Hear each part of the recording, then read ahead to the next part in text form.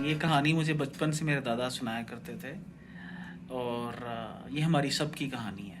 ہم سب لوگ ملک بدلنا چاہتے ہیں، ادارے بدلنا چاہتے ہیں، لوگوں کی قسمت بدلنا چاہتے ہیں، لیکن شاید اگر کوئی چیز ہم سے نہیں بدلی جاتی تو وہ ہماری اپنی ذات ہے۔ میرے لیے صبح اٹھنا سب سے بڑا چیلنج ہے، رات سونا اس سے بڑا چیلنج ہے، کوئی کتاب پڑھنا جو ہے وہ چیلنج ہے، ایک کام جو ہے ایک ترتیب سے کنٹینیوٹی کے ساتھ کرنا چیلنج ہے۔ انسٹرکشنز دینا بڑا آسان ہوتا ہے کہ یار یہ کر لیں گے، وہ کر لیں گے، اس طرح کرنا ہے، لیکن اسی کام کو روز کرنا جو ہے وہ بڑا مشکل کام ہے۔ میرے پاس بہت سے لوگ آتے ہیں بہت بڑے بڑے پلان کے ساتھ، جی ہمارے پاس یہ پروجیکٹ ہے، اس سے پاکستان کی قسمت بدل جائے گی، اس سے میری قسمت بدل جائے گی، دنیا بدل جائے گی۔ اور ان سے پوچھا جائے کہ بھائی جناب مجھے یہ بتائیے کہ ابھی آپ خود سے کتنے پیسے اس پروجیکٹ سے بنا رہے ہو؟ وہ بولتے ہیں جی ابھی تو کوئی پیسہ نہیں بنا رہا میں، آپ مجھے نا بس مجھے اٹھا کے سائڈ پہ کر دیں۔ ایک وہ سردار نے بولا جی منو سردارہ چک کے سائڈ پہ کر دیں، باقی سارے آلکسین ہیں۔ مطلب یہ کہ آپ وہ جو شخص آپ پوری دنیا بدلنا چاہتا ہے اس کے پروجیکٹ کے اندر یا اس کو اپنے پروجیکٹ پہ اتنا بلیو نہیں ہے کہ وہ اپنا وزن یعنی اپنے گھر کا کچن جو ہے اس پروجیکٹ سے چلا سکے۔ میں ہی سمجھتا ہوں کہ اس کے لیے ہمیں کوشش کرنی پڑتی ہے، ہم سب کو کوشش کرنی چاہیے کہ ہم لوگ کوشش کریں اور اپنی ذات سے شروع کریں۔ میں بھی اپنی ذات سے کوشش کرتا ہوں شروع کروں، بہتر کروں۔ یہ آپ سپوز یہ میرا پیڑ دیکھتے ہو، that's one of the biggest challenge for me, اس کی یہ 3 انچ جو ہے اس کو کم کرنا پچھلے 10 سالوں سے میں نہیں کم کر سکا۔ So that's the major challenge for می۔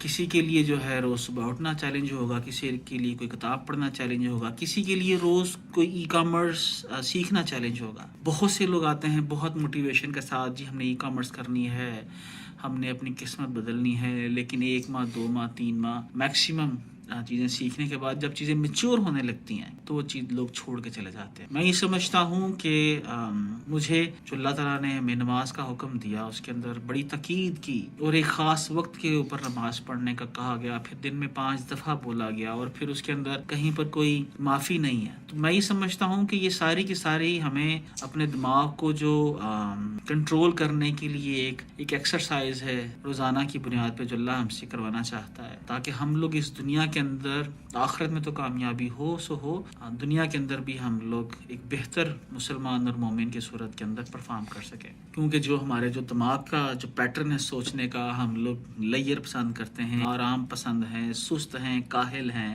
میں یہ سمجھتا ہوں کہ یہ چیز جو ہے مجھے بھی ختم کرنی ہے، آپ بھی ختم کیجئے۔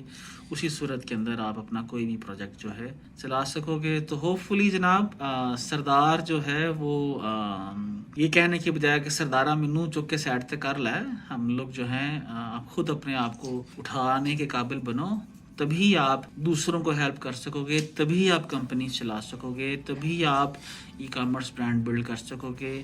کیونکہ اگر آپ اپنے آپ کو نہیں اٹھا سکتے، اپنے کچن کا برڈن نہیں اٹھا سکتے، تو یہ آپ یہ یقین مانیے کہ آپ کبھی کوئی کمپنی بلڈ نہیں کر سکتے۔ تو سب سے پہلے اپنی ذمہ داری اٹھائیے، اپنے کچن کی ذمہ داری اٹھائیے، پھر اس کے بعد آپ ساتھ میں کسی ایک اور شخص کو اپنے ساتھ امپلائی کیجئے، اس کے گھر کی کچن کی ذمہ داری اٹھائیے۔ جب آپ کسی کی گھر کی ذمہ داری کچن کی اٹھانا شروع کرنے کا فیصلہ کرو گے، اس کے رزق کا، اس کے نصیب کا جو رزق ہے وہ بھی آپ کے ذریعے آپ کو دینا شروع کر دے گا، کیونکہ آپ ذریعہ بنے ہو اس کے رزق کا۔ تو اللہ ہمیں بہت سارے لوگوں کے لیے رزق کا وسیلہ بنائے، تاکہ اللہ ہمارے دسترخوان کو وسیع کرے، اللہ آپ کے دسترخوان کو وسیع کرے، اللہ تعالیٰ ہمیں لوگوں کی زندگیوں میں آسانی دینے کا باعث بنا دے۔